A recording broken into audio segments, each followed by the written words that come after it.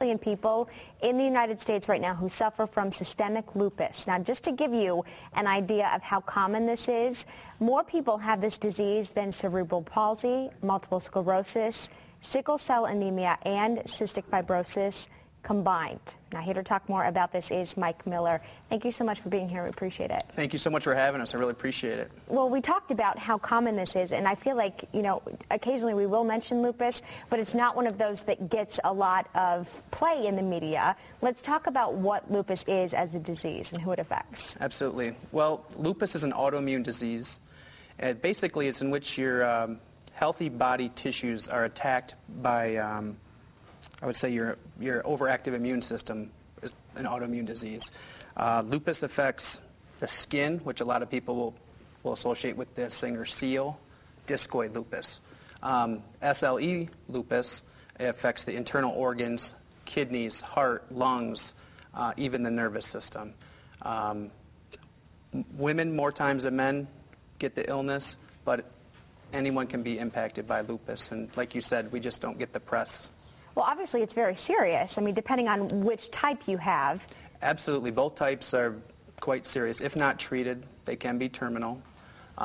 Each person has a different customized case of lupus. I hate to put it that way, but everybody's treatment's different. Okay. And in fact, there hasn't been a new drug for lupus in over 51 years. That is why I'm here to try and help promote this walk and get the awareness out, and I thank you so much for letting us be on. Of course, and we'll talk about the walk in just a second, Perfect. But let's talk about the new drug in terms of treatment and also prevention. Is there anything people can do right now, especially women? As you mentioned, they're more prone to get lupus. Prevention, I think, is just the normal things. I don't think it's determined whether you can prevent it or not, but I think it's important to be healthy, just in the normal way of life, eating right, exercising, but I don't think it's proven whether or not you can prevent the disease at this point. And the hope for a new drug hopefully is in the mix and coming up forward. What kind of symptoms do you get when you realize that you have lupus? Well, actually, personal story. I'm here today because my wife couldn't be here today. She's at home. She was supposed to be on the show. You guys were nice enough to have her on in April. How we found out she had it: fatigue, swelling of her joints, extreme swelling of her joints, pain. She couldn't walk upstairs.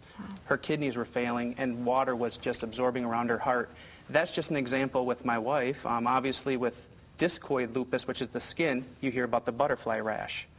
And just like you said, each one has to be treated on a case-by-case basis with those different symptoms. And we want to mention a very important walk coming up this Saturday. Absolutely. Thank you so much. This is our 10th annual lupus walk.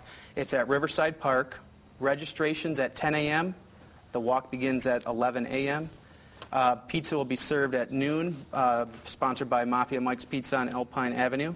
And if you don't mind, I'd like to mention a couple other sponsors for our walk. The Grand Rapids Roller Girls, Senior Meals Program, JB Associates Attorneys at Law, UHY Certified Public Accountants, Mafia Mike's, as I mentioned, Market Lab, Printmasters, Expedex, Johnson Lithograph Incorporated, numerous family friends. Facebook has been amazing, reaching out my friends, family, people I don't even know.